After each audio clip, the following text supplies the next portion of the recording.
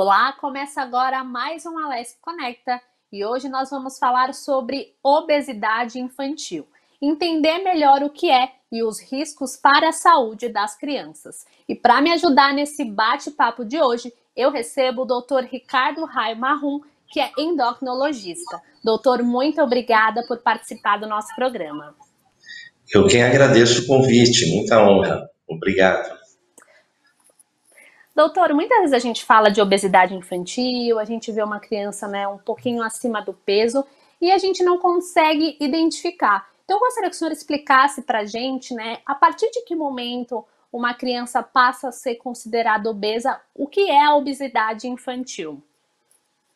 Assim como a obesidade no adulto, a obesidade infantil é o excesso de gordura no corpo da criança, né, depositado seja debaixo da pele, que a gente chama de subcutâneo, ou em volta dos órgãos do abdômen e no fígado, né? Como é que a gente consegue uma classificação objetiva da obesidade? Existem gráficos, né, de índice de massa corpórea. Da mesma forma como os adultos, a gente pode pegar o peso da criança em quilos, dividir pela altura ao quadrado, em metros. Isso vai dar um certo número, vamos supor 15. Aí a gente vai colocar num gráfico, e o gráfico cheio de linhas, como aqueles gráficos de crescimento, eles vão conter percentis, né? Então, esses percentis, eles são, nada mais são do que uma criança da mesma idade, do mesmo sexo, suponha que a criança esteja no peso médio. Isso significa que ela vai cair no percentil 50 nesse gráfico, e 50% das crianças estão acima do peso daquela criança e 50% abaixo. Quando a gente considera uma criança acima do peso, quando ela está no percentil 85 e entre 85 e 95, aí a gente chama de sobrepeso, que é só gordinha, não chega a ser obesa, né? Isso significa que 85% das crianças daquela idade, daquele sexo, estão menos gordas para aquela altura, também, a idade e sexo, né? E quando está no percentil 95, 95% das crianças são menos gordas do que aquela criança, né? Tem menos peso.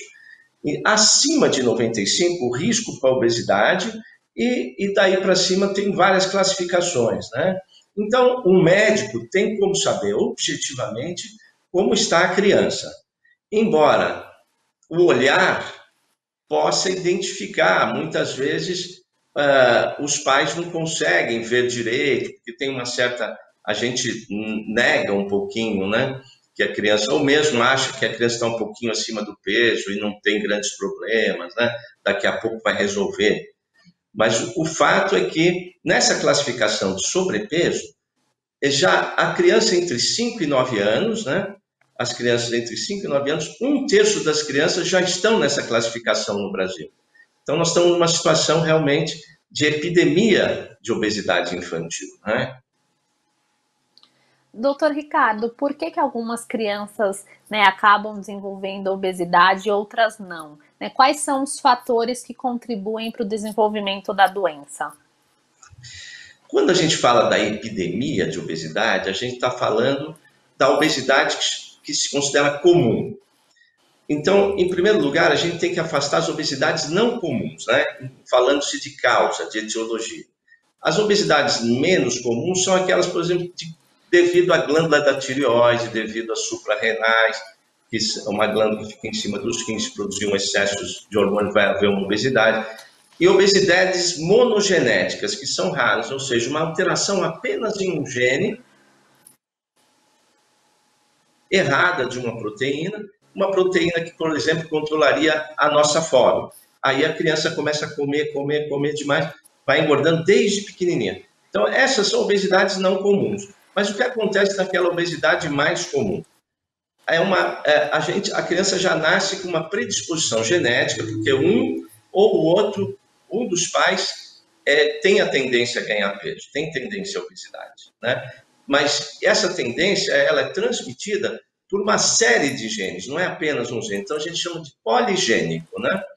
Então, uma série de pequenas alterações em várias substâncias que vão controlar fome, saciedade, queima de calorias. Mas Se a pessoa, se a criança não for exposta a um ambiente obesogênico, então a gente precisa das duas coisas, uma tendência genética e uma exposição ao que a gente chama de ambiente obesogênico. O que é esse ambiente? É o ambiente, basicamente, da nossa sociedade moderna.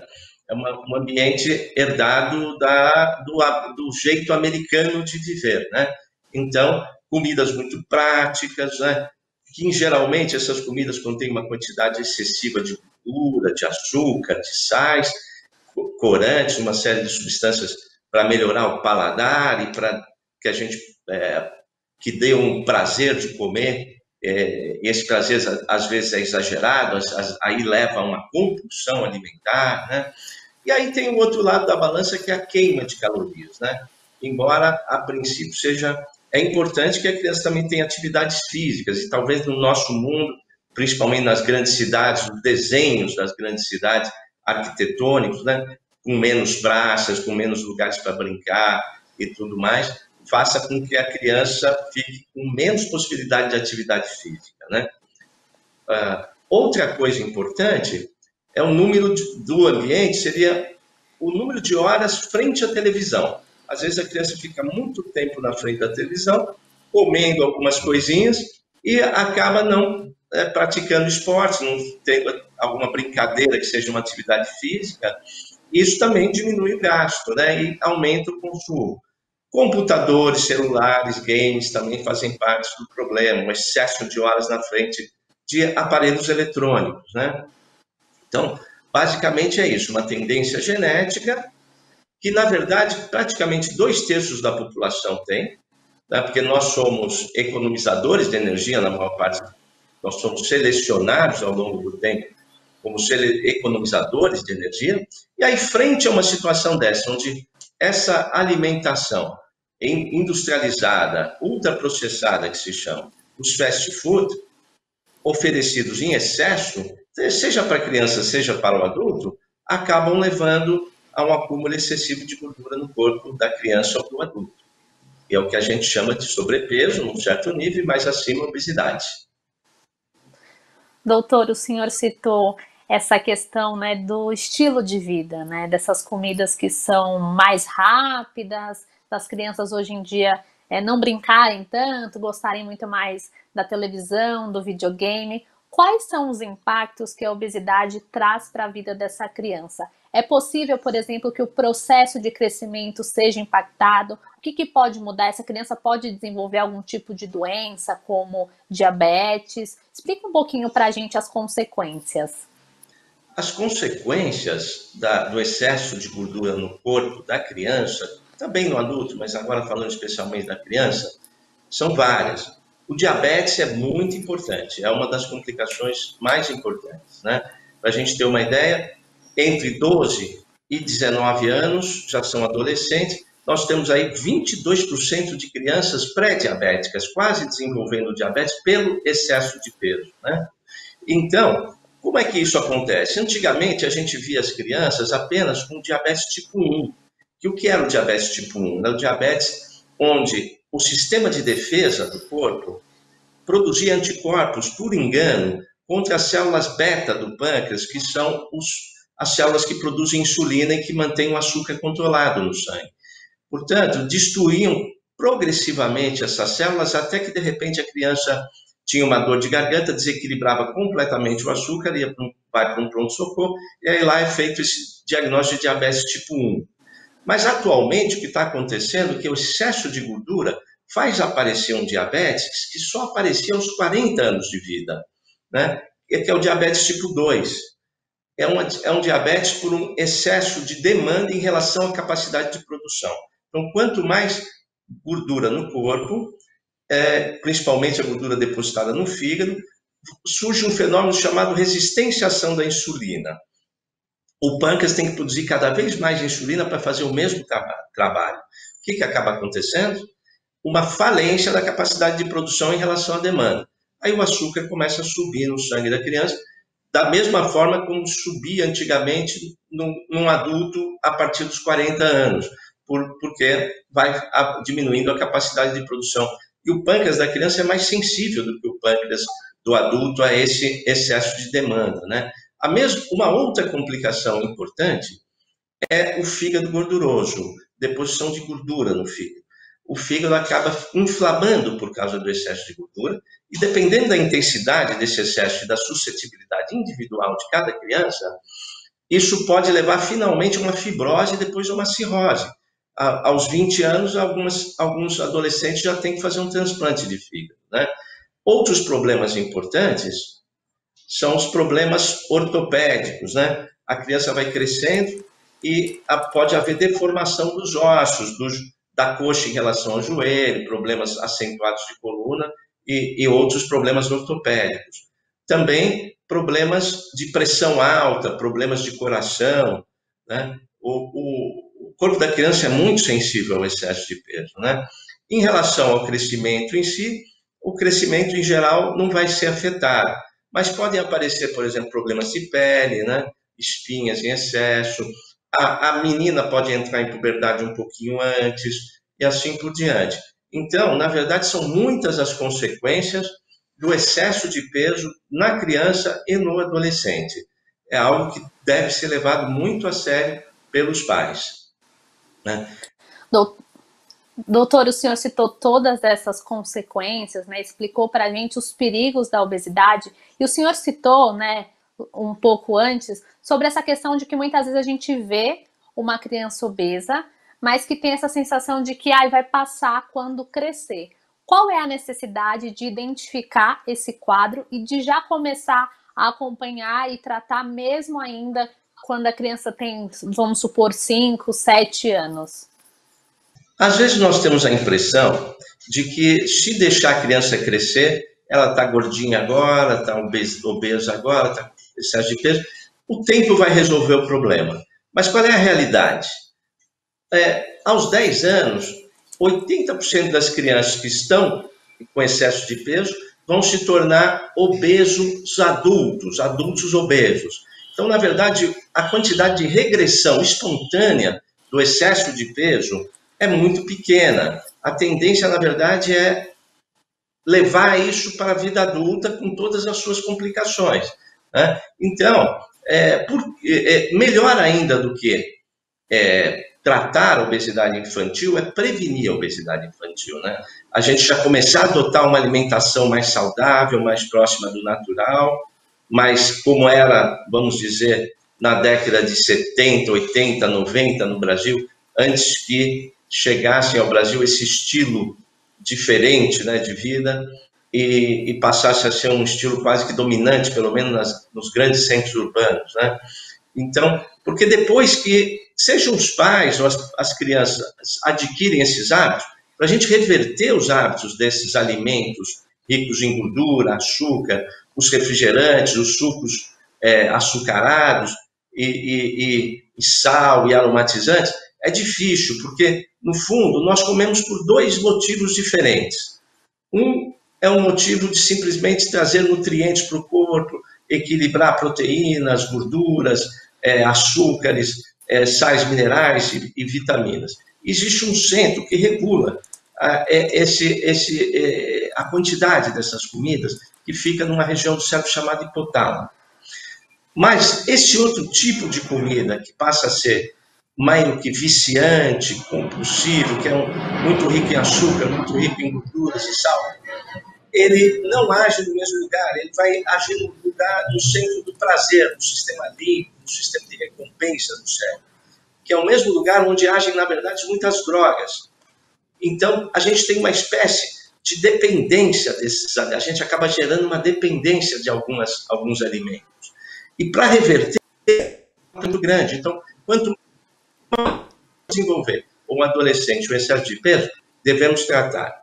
Se pudermos até prevenir já assumindo uma alimentação mais próxima da natureza, mais próxima do in natura, é melhor. Melhor ainda, mais fácil. Né? Não desenvolver nem excesso de peso, nem obesidade. Prevenir.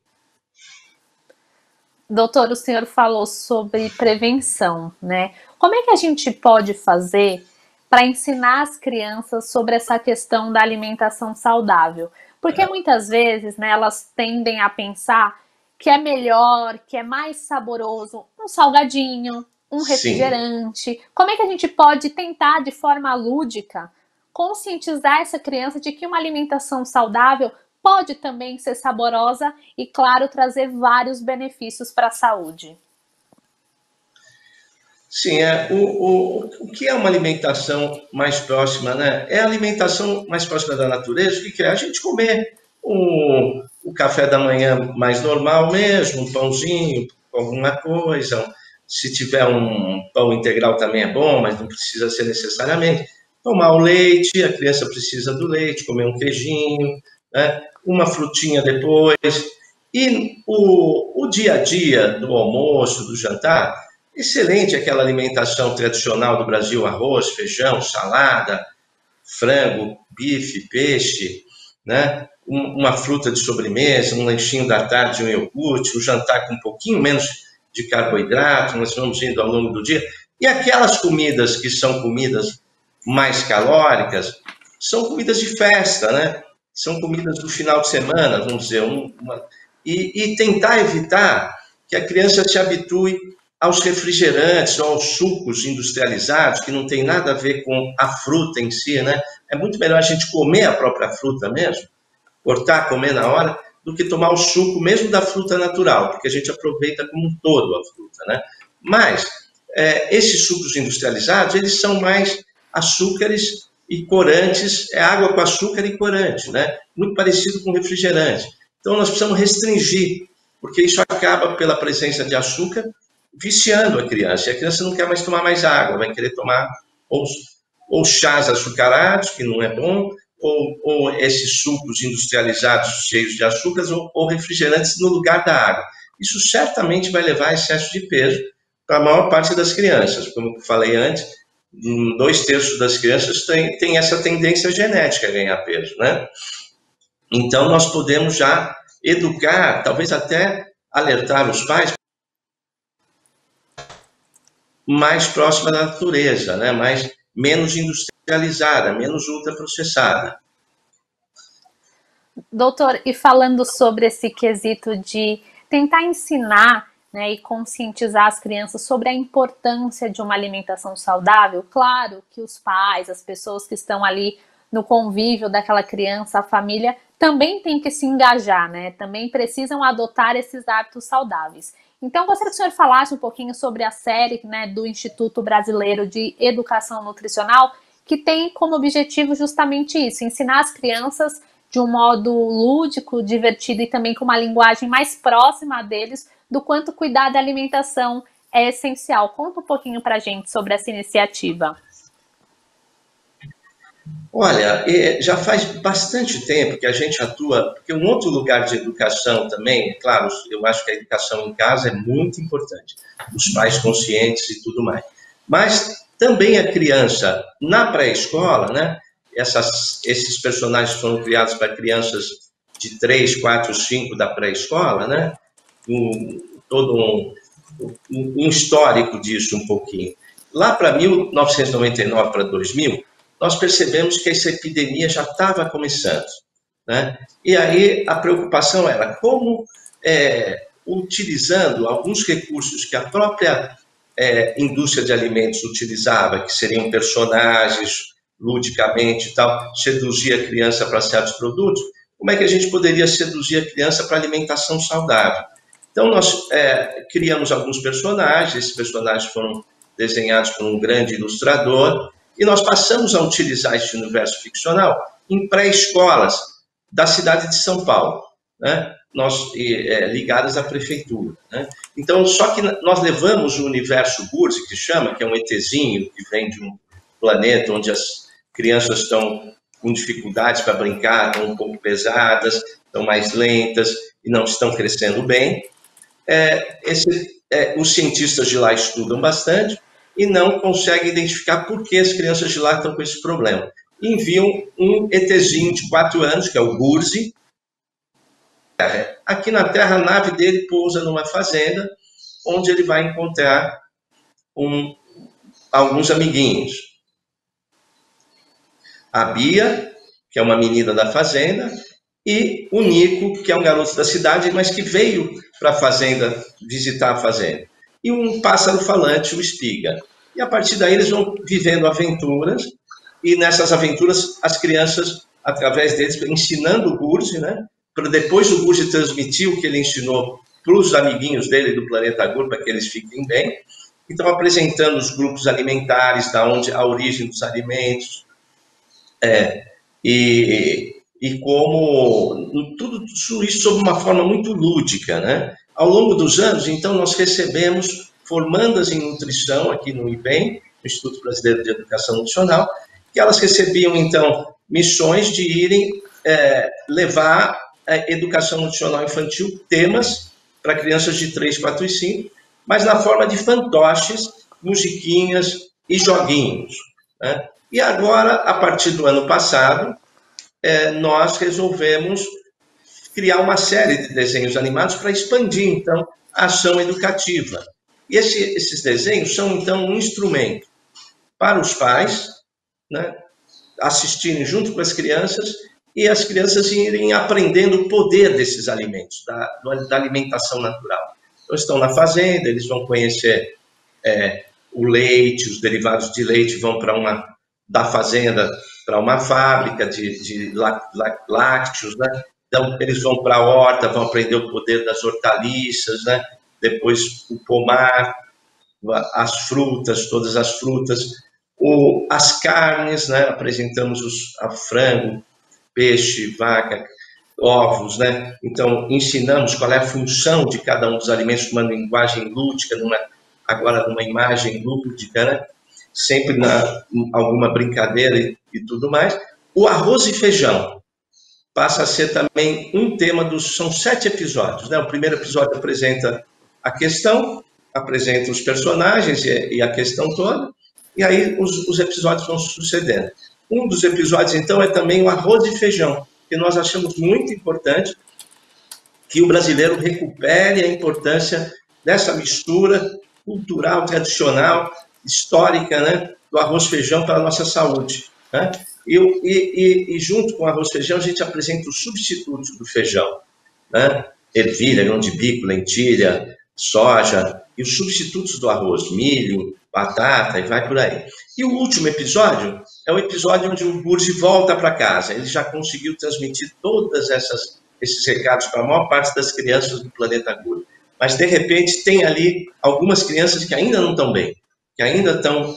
E aí nós mostramos diretamente a fábrica, né, dos ultraprocessados, e aí tudo ocorre, a coisa é recolocada no lugar, porque é uma questão de quantidade, não é que nós não possamos comer essas coisas que são realmente gostosas, mas com muita moderação no lugar certo, na hora certa, né?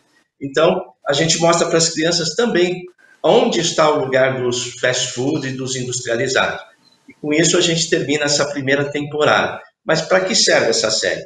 É um instrumento, seja para os educadores da pré-escola, seja para os pais assistirem com suas crianças, e depois nós vamos disponibilizar mais joguinhos, mais coisinhas que tenham a ver com esse tema, para que os pais ou os educadores possam utilizar nas pré-escolas. A ideia é essa, que a gente possa expandir a educação que nós já estamos fazendo em algumas pré-escolas da cidade de São Paulo, para que todos possam utilizar esse instrumento e desenvolverem uma vida saudável, né? Mais saudável do ponto de vista alimentar. Muito interessante toda essa história e esse modo, né, de abordar a alimentação da série. Doutor, o nosso programa está se encaminhando para o fim, mas eu gostaria, antes de terminar, que o senhor deixasse aqui uma dica para os pais ou para as pessoas que cuidam de crianças, né? Como é que no dia a dia a gente pode ir modificando a alimentação, tentando aí inserir alimentos mais saudáveis, mais naturais, como o senhor nos explicou, e sem que a criança tenha a visão de que a alimentação saudável é uma coisa ruim, sem criar uma relação ruim entre a criança e a comida.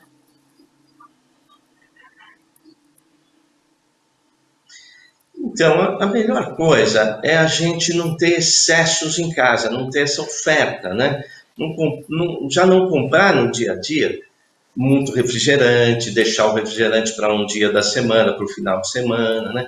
Que era o que se fazia antigamente, né? Por exemplo, no caso do refrigerante, dos sucos, talvez sucos seja melhor até tentar fazer o suco com frutas mesmo ali na hora, né? Mas se quiser um suco industrializado, que vai entrar como um refrigerante, também para o final de semana, no dia a dia, todo mundo em casa utilizando água para se hidratar mesmo, né? Que é a melhor coisa para se hidratar e faz muito bem esse papel, né?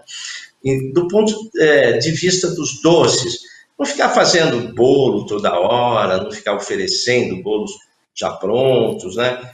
Eu sei que a vida prática às vezes leva a gente para uma certa armadilha, mas tentar comprar o quê? As saladas, às vezes dá muito bem para a gente começar a refeição com salada, às vezes tem saladas já pré-lavadas do ponto de vista prático, mas quem não pode comprar pré-lavada já precisa fazer salada nas grandes refeições, precisa ter verduras, legumes, né? Então, digamos assim, por que caminho nós estamos indo? Na verdade, eu acho muito importante que os pais mesmo sejam exemplos para os filhos, né? Então, a partir dos pais, essa alimentação vai sendo adequada, né? Agora, se a criança já está habituada em excesso, vai ter que ter uma boa conversa, vai enfrentar uma certa dificuldade para tirar o doce do dia a dia, para tirar o salgadinho, né? Para deixar, vamos combinar 1 ou 2 dias da semana para termos esses alimentos mais calóricos, né? Mas no dia a dia a gente tem que partir mesmo para uma alimentação do tipo frutas 2 a 3 porções por dia, legumes, verduras no almoço e no jantar, né? Um bom e velho arroz e feijão, os seus substitutos, um café da manhã também, sempre com, se possível para a criança, se ela não tiver nenhuma contraindicação, alergia ou qualquer outra coisa, tolerância à lactose, teria que comprar leite especial, mas de forma geral, leite, queijo, pão, né? E é aquela coisa que não é tão complicada, que é relativamente simples, né?